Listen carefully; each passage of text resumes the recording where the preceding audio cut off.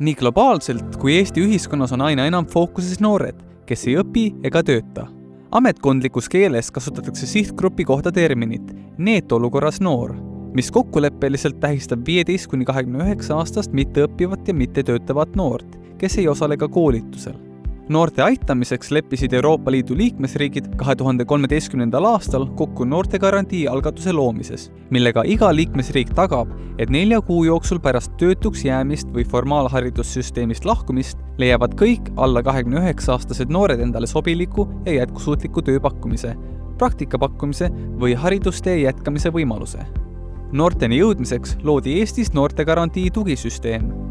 Noortegarantii tugisüsteemi koordineerib Sotsiaalkindlustusamet ja see koosneb 2 osast, IT-süsteemist ja juhtumikorraldusest. IT-süsteem on elektrooniline tööriist kohalikule omavalitsusele, mis annab päringu alusel omavalitsuse noortega tegelevale spetsialistile infot piirkonna mitteõppivatest ja mittetöötavatest noortest.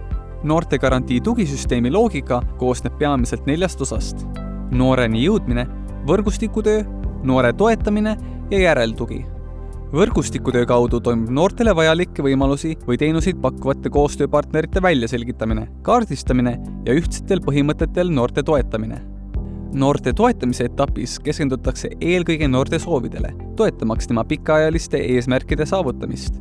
Oluline on enne haridustee jätkamist või töö leidmist ka üldine iseenda leidmine, unistama õppimine ja motivatsiooni leidmine.